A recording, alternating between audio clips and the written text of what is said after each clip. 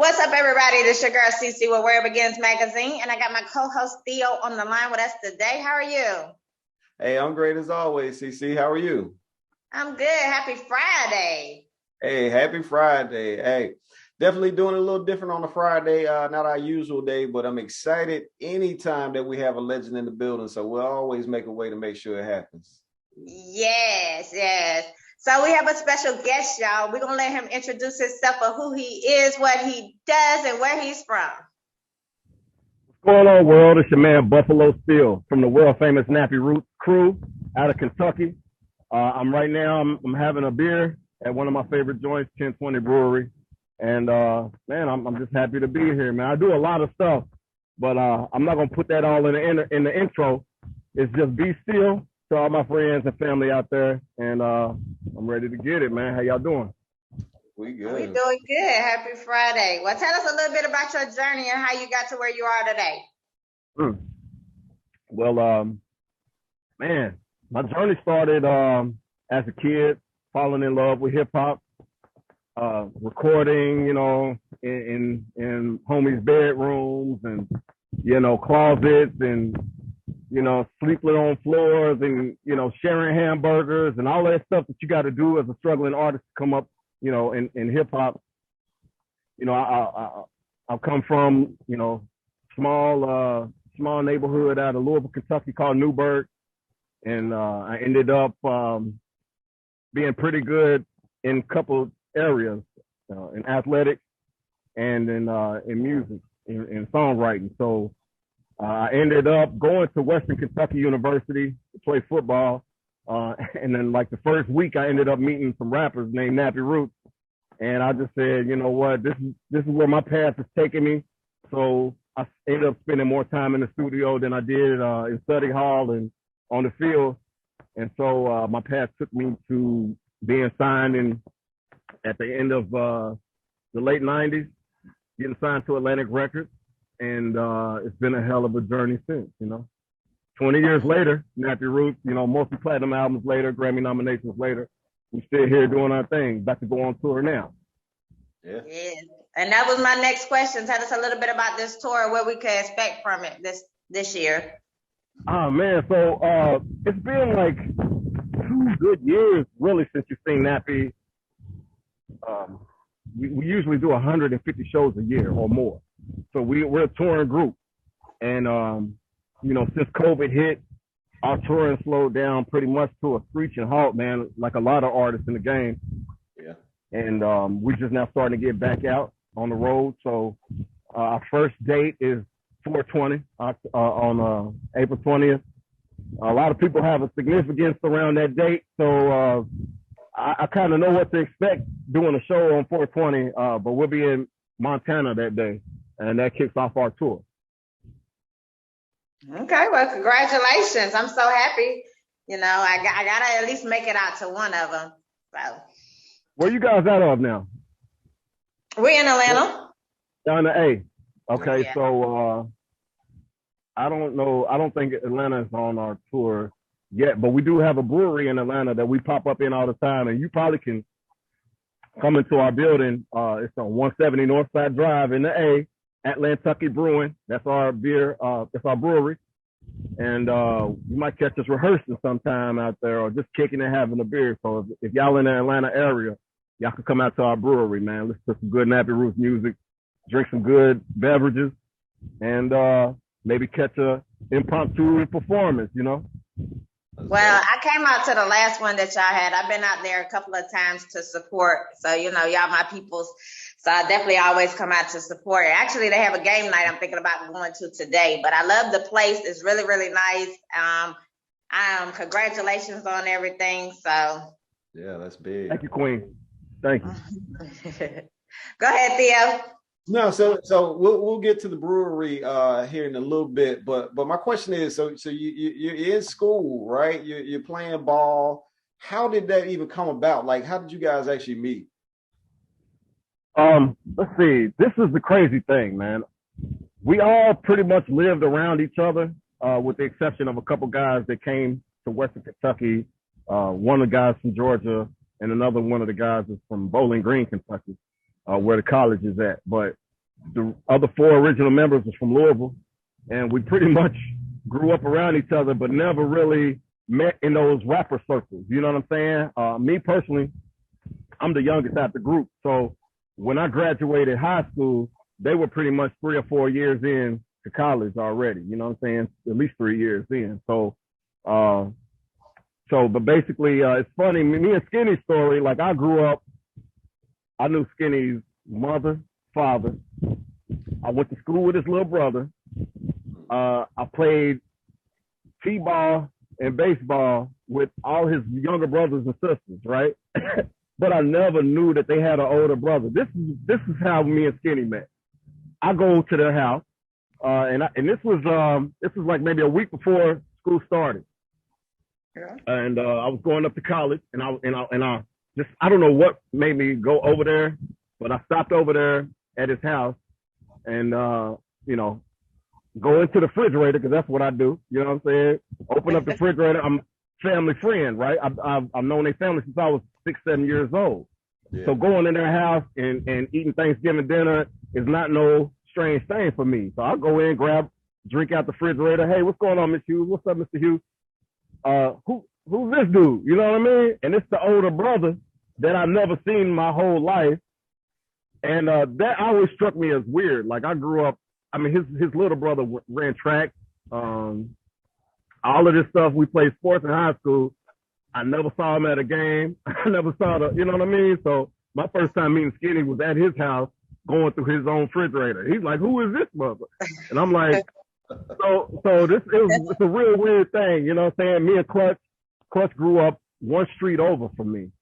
And we never really crossed paths. You know what I'm saying? Like I said, they were a little older than I was. And we never crossed paths until we went to Western. Prophet went to my high school's rival school. So we played football against each other. You know what I'm saying? And we never met until we actually went to Western Kentucky and met in those circles and became Nappy Roots. That's the first time we officially met, but our paths was crossing our whole lives. We just never stopped and talked to each other. You know what I mean? Crazy. Wow. Wild story. Wow. Yeah, y'all was in such proximity, but didn't come together until apparently the time was right. Because you never know how it is when you start stuff a little earlier or start stuff a little later.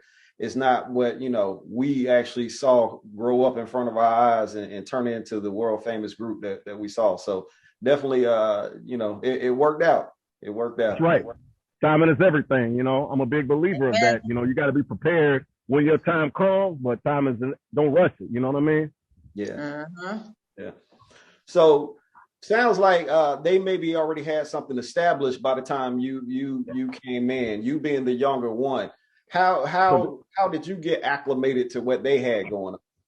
Oh, all right. So that meeting when I was at Skinny's house, right before school, what we did do was exchange mixtapes. So I gave him my tape, he gave me their tape, and I'm listening to their shit like on the way up to school. Mm-hmm. I got all my stuff in the car, and I'm moving to my dorm, and I pop in the tape, and I'm just like, it's kind of rad, you know what I'm saying? Like, I can't wait to get up here and just maybe hopefully make some music with these guys. That same time, they playing my mixtape to the other guys and stuff at Western, and they like, man, who's this young dude, man? He's killing it, man. Dude's spitting. When he gets up here, we got to get him in the studio. So I come up there, and it's pretty much Nappy Roots is like a fraternity almost at this point early in the game. It's like 30, 40, 50 people in what you call Nappy Roots. You know what I'm saying? It was just a group of the coolest of the cool on campus. So we had some Qs, we had some Kappas, we had a few Alphas we messed with, some Deltas and some AKAs and some Zetas, and just, the hippies, the gangsters, the coolest of the cool all got together in this one group called Nappy Roots. We were just the rappers who spoke the story of how we were living, our lifestyle, and we just put it in music. And we had a whole crew. We were making T-shirts. We had a record store in Bowling Green, the first Black-owned music store down there. We put all our residuals together and invested in a record store / studio. We made music on one side, sold our music on the other side with the masterpiece and the Cash Moneys and, you know, whatever was hot during that era. Mm-hmm. So it taught us a lot about marketing and being able to position our CDs at that time, you know, what the covers should look like to stand out. And then we had people like, oh, if you like this, check out this new CD that just came in, you know, guys called Nappy Roots, you should get this too. And it was just a whole big movement back in the day. That's dope. That's dope. Yeah. Sounds like y'all had that hustle mixed with that entrepreneur spirit kind of early. So I definitely can see how maybe that translates today to your other business ventures. Right. Yeah, we before it was cool to be independent, that was our route anyway. We took the Cash Money model and the no limit model, and that's what we figured out. Being from Kentucky, we didn't have no labels around, so that wasn't even no option. So it's like we got to do it independent, and we were just blessed, you know, to put out some music, and it got into the hands of an A&R by the name of Mike Karen at Atlantic Records, and he ended up signing us in 2002. We were the top selling hip hop group in the world, you know, and so yeah, man, it's been on ever since. Let me ask you this. So you guys, the sound, right? The all no, hell no, y'all done up and done it. The po folks, the whole sound that was coming out. Obviously being, you know, from Georgia, being down south, it resonated with us. We appreciated it. But were you surprised that sound kind of, you know, it resonated so hard nationally throughout all the hip hop culture? I definitely was, because we were making that type of music that when we made songs like Country Roads, these were actually roads that we would ride on, smoke on, just kick it, rap, you know, in the car, just to clear our minds on these hills in Bowling Green. You know what I'm saying? And everybody knew where the country roads were, and you knew what you was doing on them country roads, you know? So of course we didn't think that would resonate with New York or LA or Miami, but there's a lot of spaces in between that really understand that lifestyle. So, you know, I'm glad that Georgia did pick us up and took us under their wing. And like I said, we have a business in Georgia right now. 2 of our members actually live in Georgia. One of the members in Nappy Roots actually came to play basketball at Western Kentucky. He's from Milledgeville, Georgia. So that was a big connection to Georgia. And that's where we actually recorded our first major album, was in Georgia. Groove Chambers was our producer. He's from Kansas City. We met him in Atlanta, and his sound helped us change the game, you know, when it came to a different perspective of hip hop coming from Kentucky. But I remember, and I just seen DJ Toomp about a couple of weeks ago. He came up to Louisville to this Anthony Hamilton concert. And I said, Toomp, you know, and we dapped up and we talked for a minute. But I remember Toomp was T.I.'s original producer and DJ. So we were also instrumental in helping T.I. get signed to Atlantic Records. Not a lot of people know that. You know what I'm saying? When he was a young kid making his music, he actually came to us with beats. You know what I'm saying? People don't know T.I. made beats too. But he came to us with some music, and you know, we ended up, you know, it's a whole different story. You know, I'm gonna put this out here now because I ain't never told nobody, but you know, there was a time when you know, I made T.I. leave and go grab somebody to fuck with me on the microphone, because maybe he felt like he didn't have it to do it at that time. But how it went was he said a verse, I said a verse, he spit another verse, I spit another verse. He really didn't have nothing else. I kept spitting. He said, hold on, Shawty, I got somebody for you. Hold on, Shawty, I'll be right back. And he went in and tried to grab somebody, but that's my T.I. story right there. At the end of the day, I respect him as an artist, and we were instrumental in telling the label, like, this young guy out of Atlanta is the next one. So they ended up signing T.I. to Atlantic as well. But that's a story that nobody really knows about. There wasn't no cameras back then, for real, no iPhones where we could record the situation. But you know, if this ever makes it out, you know, that's what happened. And there's a lot of people who definitely was there to witness that. But my original point was, Toomp said that we were like, DJ Toomp, give us an Atlanta beat. You know what I'm saying? We want that sound. He was like, nah, bro. That y'all can create the new sound. You know what I'm saying? Like, we want to make some beats that, you know what I mean? Y'all might be the new sound. And he was actually right, you know? So, you know, shout out to somebody who was, I guess, man enough to say, nah, we're not just going to give you our sound. We're going to create the sound for y'all, or we're going to give y'all what y'all do, because that might be the new wave. And it ended up Nappy Roots being like the pioneers of the whole country hip hop music genre. That's dope. Okay. That's dope. All right. That's a lot of history to unpack in that, man. But definitely, obviously, you know, you're working with a DJ legend there. You guys brought in your sound, and sounds like you kind of brought along a young legend for us personally here in Atlanta. So definitely shout out to y'all for that, man. I didn't realize y'all were so deep in that history. We're not taking no credit right, for bringing it. No. We just saying how it happened. A lot of people don't. I don't know. It's like 2 or 3 different stories on how Nappy Roots even got signed. I heard Static Major, rest his soul, had gotten a copy of our music and played it for somebody in Atlantic, and was like, "Who's this? This is new group. I just got the CD out of Kentucky." And you never know your path to getting signed. But I remember Mike Karen calling us and was like, you know, there's this guy that we've been hearing a lot about in Atlanta.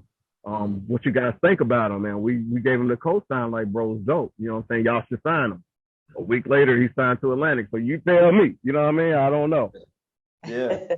But no, it's always 6 degrees of separation. Usually, you know, when you backtrack a lot of these stories, like a lot of artists, dope artists, you'll find out that they somewhere in that lineage or cross path with other dope artists that came up at the same time or came up before them. So definitely, I'm always interested in, you know, that whole genealogy of the rap tree. Yeah, I mean, we the groups that were coming out around that time. I mean, I think Lil Jon and the East Side Boys had already been established. Mm-hmm. We were in the circuit with the Young Bloods and Jim Crow. You know, I remember Polo and them coming into our studio sessions, and, you know, some cool stories with those guys, you know, but we all kind of were coming up at that same era. So they helped us kind of get acclimated and welcomed us in, and, you know, kind of gave us the cosign to come into Patchwork and record and those type of things like that, you know. Yeah.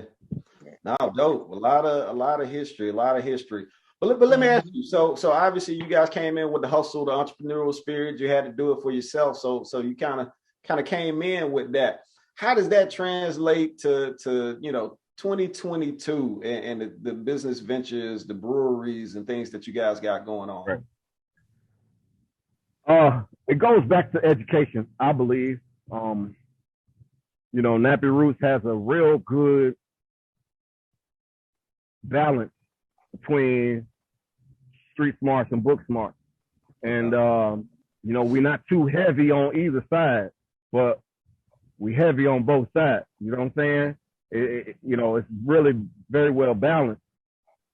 So using some of that street smart and applying some of the stuff we learned in school, you know, really kind of gave us a good edge in the business world, you know what I'm saying? And just kind of being so young and being brought into the music business and witnessing all the crazy stuff that goes on in the music industry, and being able to withstand all of that stuff, and now being a strong independent artist, business owners, fathers, you know, it's definitely something that I can attribute back to a lot of education, you know what I'm saying? Learning a lot of that stuff in school, applying that stuff, like I said in the beginning, banding together, putting our money together and creating a business back in the early 90s, in the early 2000s. So it's just a continuation of stuff that we already had planned to do as far as being independent. And I credit Atlantic Records for introducing Nappy Roots to the worldwide fan base, you know. But you know, I credit our education, you know, the way we grew up, to now being able to execute without the label. You get what I'm saying? So, yeah. That's dope. That's dope. Yes. So, I know I don't mean to steal your question, CC, but you know, your favorite question is, you know, what can we look forward to from you guys coming up? Obviously, you got the tour coming up, you got the breweries coming up in 2022. If people really want to connect with you, how can they do that? I mean, online, first of all, you know, you can go to nappyroots.com, check out our tour date, where we're going to be next. Okay. Pop up on us. You know what I'm saying? We do a hell of a show. We've been doing it for a dub now, you know what I'm saying? And we done beat this road up, you know what I'm saying? Nappy Roots tours, like I was telling you earlier, 150 to 200 dates a year since 2002.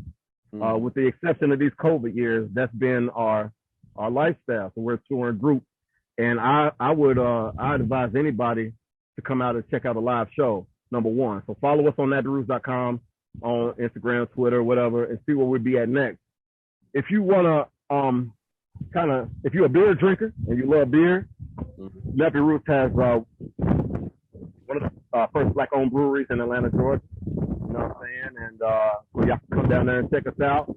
We're in the process of doing a beer release now. Like I said, I'm at 1020 Brewery today because we are doing something for Derby this year.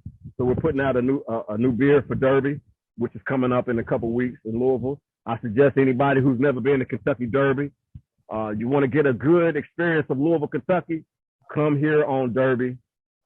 It's a star-studded event. You know what I'm saying? You might find your favorite actors, actresses, ball players. They be drunk as hell up here. You know what I'm saying? And having a ball, and it's all good because you know, they feel at home. We make them feel at home up here, man. So it's just it's a fun hang. Great, you know, when you can make some money on the Derby betting on some of these horses. Yeah. And check out our new beer that we're doing here at 1020. We have a nonprofit organization that we just started, and where we do music education, and we basically teach these young amateur artists how to be professional in their craft, you know, and learn about the ins and outs, ups and downs of the industry, and how to navigate through that, the team that you may need to survive in a business like this, and helping with songwriting, production, and connecting people together. So KIMIT is the name of that nonprofit, the Kentucky Institute for Music Industry Development. And so y'all just be on the lookout. Nappy Roots got a lot of cool stuff. Also, we're doing a program now with KCCCS, which is the Kentucky Technical College System. And this is amazing because they're offering free education for trades, for trades like construction, nursing, business, IT, manufacturing, you know, good paying jobs, right? And you could get you a free education as long as you got your GED, and you can get a free education. So workreadyky.com. If you're in the state of Kentucky, man, if you're watching this interview and you want to send your child to college for 2 years without having a college debt to pay for afterwards, and they could go right into that field and be an expert and start making some money right now, this is the program for you. So yeah, check that out, workreadyky.com. That's dope. That's dope. Yeah. Y'all see, I hear a real educational theme going through that. So definitely, man, we wish y'all the best with, you know, the music, with the tour, and with everything you guys got going on. But we really cheering for you, you know, once you put that educational cherry on the top. So that's near and dear to us here. Let me ask you, is 40, is that the name of the latest release?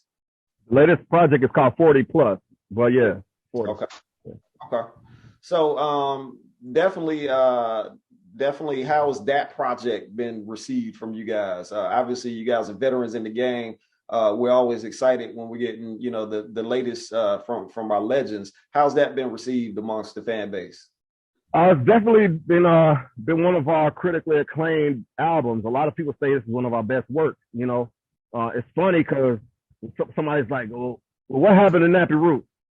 And my question is, how many albums do you have? Well, yeah, I got that album. Y'all album that came out, Watermelon Chicken and Grits. Yeah. We've done 7 since then, sir. Sir, sir or ma'am, you know. So if you wanna know where Nappy Roots has been, go to, you know, Spotify, YouTube, Tidal, Pandora, and just type in Nappy Roots and then just sit for a week. You probably won't come across the same song twice. You know what I'm saying? So we got a lot of music out there that you probably haven't heard of. And 40 plus is an extended album. I think we added like maybe 6 songs. Okay. We came out with an album called 40 R2Y, kind of signifying growing up in hip hop, being 40 years old now, and just navigating this new hip hop right now that's going on. And so we brought in a lot of young blood though. You know what I'm saying? Like, you know, we got young producers, young artists singing on hooks. And we still giving you that meat and potatoes that Nappy Roots is always giving you. Soulful education, music, you know, just being that, just giving you the real deal, like Big Bro. You know what I'm saying? We Big Bro now, so we're not gonna steer you wrong. So just check out our music, man. No, it's dope. I was keeping the 40. I didn't realize 40 plus was the extended, so I'll go back and definitely update myself on that. Hey man, we love to have you out. We have a Facebook group that we do panel discussions over music, you know, from artists, especially their latest work. So we love to review that 40 plus and kind of put on our platform. So we'll definitely reach out to you for some details on that. Right on. Yeah. So it's a trilogy. The last 3 albums were 40 Acres, another 40 Acres, and then 40 and the 40 plus extended. So I want everybody to kind of like hear that trilogy, and that lets you know where Nappy Roots has been up to for the last couple of years. Hold on. Okay. No, I think we lost him for a second here. Yeah. Excuse me. Let's see if you click back in. Let me put it on partner thing.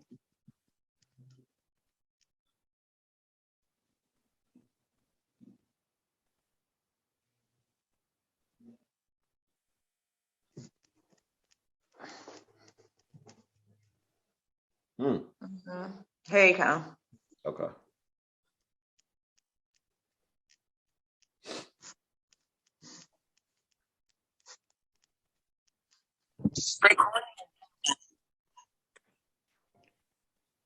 I'll tell you what, boy, they don't wait. They wait till you get on the interview to start going. I thought you was like, go check out the trilogy. Mic drop. I did want to end it like Jordan, you know what I'm saying? But right. But I wanted to share my story before we got off. I know we've been on here for a minute, but I met Nappy Roots back in 2018. You wasn't there for the interview, but the others was there for the interview. And I had just started doing magazine, but I was doing it as a hobby. And we became friends and stuff like that. And I put y'all on the cover. You're actually on the cover. I don't know if you've seen it, but I got y'all on the cover and everything, and it started getting live. I was like, oh, okay. So then it kind of motivated me to actually turn this into a career. So that's my Nappy Roots story, that y'all was on my cover. It went bigger than what I thought it was, taking it as a hobby. And now look at it. It's a full-blown career out of it. So, well, I appreciate the interview. I appreciate your time. And I'm glad that we may have inspired you, if it's just a little bit, to go ahead and follow your dreams and your passion. Because that's what we all about, you know. Amen to it. Amen. But we have 2 little personal questions before we get off that we like to do at the end of our show. So mine is, if you had to choose one food to eat for the rest of your life, what would it be? One food. One food to eat for the rest of my life.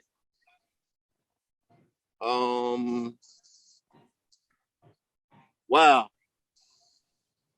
So well, right now I'm on a journey where I'm starting to cut out my meats, right? I'm trying to become a frugivore, all fruits and vegetables, and a few nuts and berries, whatnot. But right now, turkey and fish is the last meat. But I would say I can't live without turkey. I done substituted everything I could.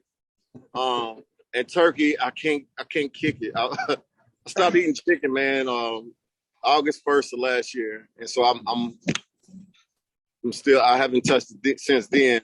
But turkey, like I use it to substitute ground beef, turkey ribs. If you ever had them, I don't eat pork anymore, so ribs is out the question.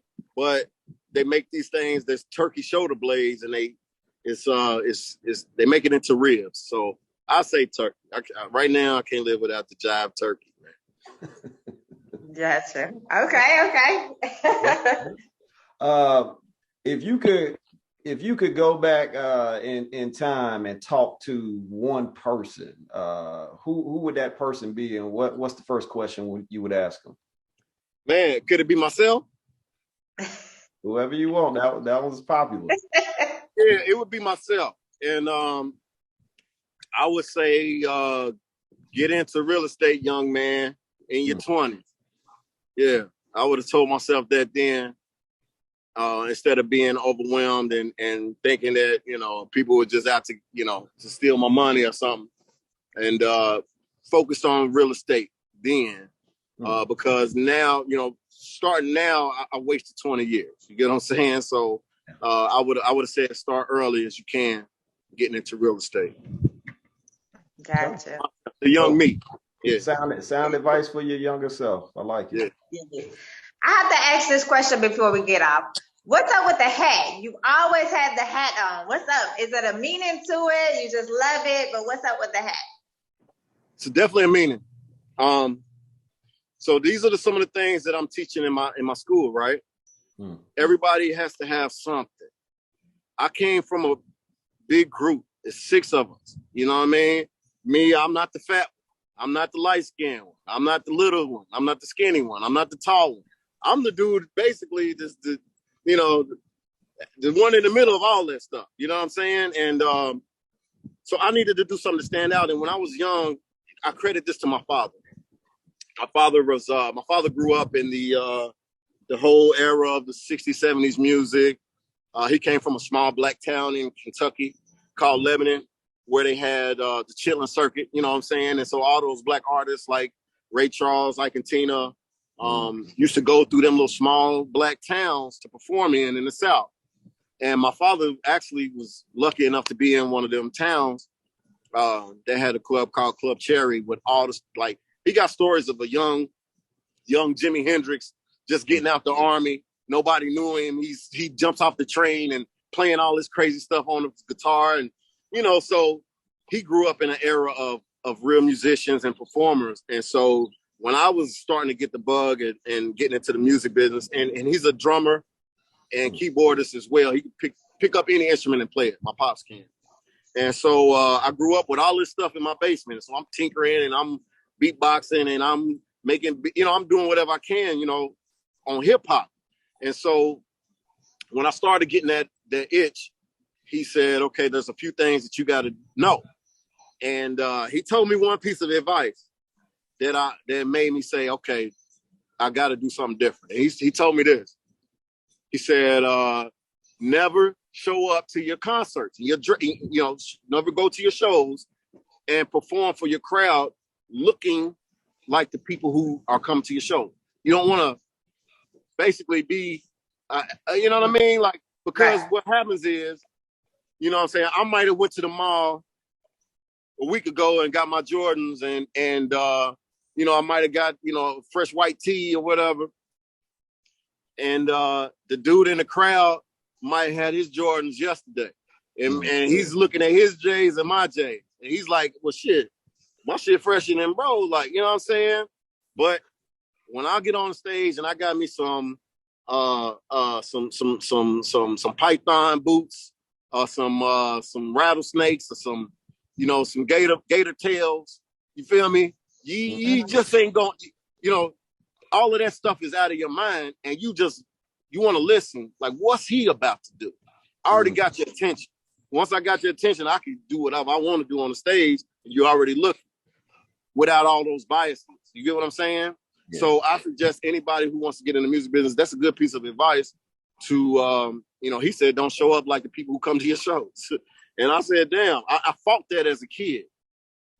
But as I tried to take his advice, it became me. And so, yeah, I love the hats. I love the cowboy boots. I love the buckles. I actually got a song that I just made called Cowboy Hat, because I've always wanted to make a song about this hat, because it's done so much. Like I wear it out and it's, oh, there go Buffalo. There go B.Stille. Oh, Still, what's up? If I don't wear this hat and I put on a regular hat, you know what I mean? And I go to Walmart or something, I'm cool. I'm just a normal dude. You feel me? Well, I throw his damn hat on, you know what I mean? And it's like, oh, that's bro. So I always wanted to make a song about like the difference that is made in my life. And so I finally got that together. So it's called Cowboy Hat. You can check it out on I think Spotify. It's definitely on SoundCloud. Okay. It's funny how you got another hat right there, though. Like, hey, yeah, that worked out. You can just pull cool, it out. That was cool. Like that. He can just put on a little hat. Bro. That was prepared. I like that. Yes. But definitely before we get off, please shout out your social media where everybody can find you. Yeah. Everybody can look up Buffalo Stille, BUFFALO STILLE on Instagram, and that's where I'm mainly at. I do a lot of crazy stuff, as far as filters and funny stuff, you know what I mean? So I just try to make lighthearted about my content, and I don't feed the baby steak, you know what I mean? I throw a little bit of music, a little bit of politics, a little bit of education, but for the most part, it's all entertainment. So yeah, follow me on Instagram, Twitter is KY Buffalo. And really, it's just about the Nappy Roots. So follow the group, man. And then you could get in touch with each one of us through that. Yes. Well, I definitely want to say thanks for interviewing with us today. It's been a pleasure to get to know your journey, and thanks for giving us the Where It Begins iModel exclusive today about a lot of things. And you threw out a lot of gems for us. I wish you nothing but success and good things. I hope y'all have a great tour for 2022. And just blessings, blessings, and blessings. Just thank you, and Thank you, you guys. This is amazing for the fans. For just artists in general, to see something like this and then get asked the good questions, because we get a lot of stuff about like, oh yeah, so you guys, you're from Bowling Green, what just the normal stuff. I like these type of questions because I've never said a lot of the stuff I've said before in any other interview, because they ask the basic questions. You guys keep on digging deep, and them origin stories is where it's at. So yeah, I appreciate the questions. Definitely. Thank you. Go ahead, Theo. Nah, definitely, man. We wish you guys nothing but the best. Keep doing what you're doing. We're definitely gonna check out the brewery. We're definitely gonna check out all the music that y'all got, the extended catalog that goes on forever. We wish y'all the best, and definitely we're gonna connect with you to get it for the roundtable music reviews, because I'm definitely excited to bring it to our group and put it to their ears.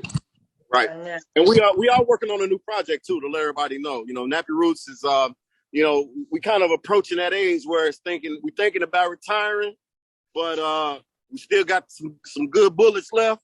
Yeah. So we're just gonna go ahead and empty this clip, and just be on the lookout for a bunch of music that's gonna hit from Nappy Roots. You know what I'm saying? Like this is our kind of final lap, I think, around the game. So and then we're just gonna ride off into the sunset, man, and make our beer. You know what I mean? But until then, we got a couple albums coming out, and we're working on a new Nappy Roots project. I'm working on a solo album right now as well, and we just want everybody to kind of stick with us for a few more years, and then afterwards, just live life with us. There it is. Well, I always like to say you got a fan here with me. Since I met y'all in 2018, I bet.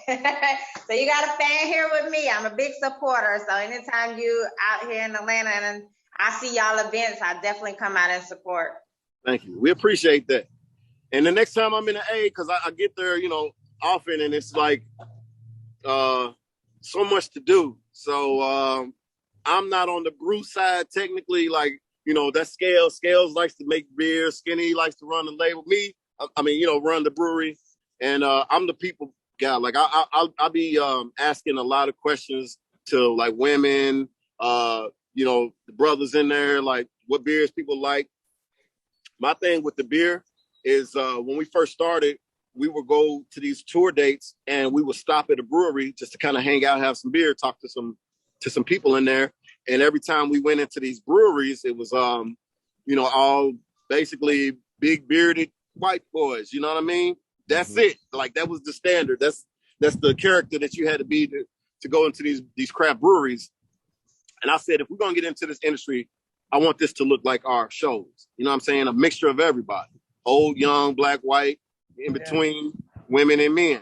And so as you go to Atlantucky, you know, it's definitely black, but you know, it's a lot of women that come to our brewery. There are a lot of you know, Hispanics and Asians that we've met at our brewery, and the white folks is welcome, and a lot of white folks come in and hang out with us too. So our brewery looks like our shows, like I predict, and I love that. So if you're not really like into the beer thing, man, if you ever in Atlanta, come to our spot, and we'll definitely find something that you be into for sure. That's dope. It brings people together. So yeah, that's what Nappy Roots is all about. That's what it is. All right. Go check out Atlantucky, the brewery. A lot of dope stuff going down there. I know CC and I got plans to get out there real soon, so definitely we'll put an update out to all our people. Check out the Mile High PA. I think that's what it's called, Mile High Pale Ale. That's one of our new beers on tap right now down there. Okay. Recommendation from the experts. Yes, sir. Amen. Yes, sir. Oh, all our beers are good. Let me put that out there. All of our beers are great. You know what I mean? Yeah. All right. Well, you have a blessed day. Happy Friday, and you know, have a good weekend. We appreciate you. Definitely. Thanks for your time, man. Y'all keep it nappy. Still, yeah. All right. Appreciate it. Peace.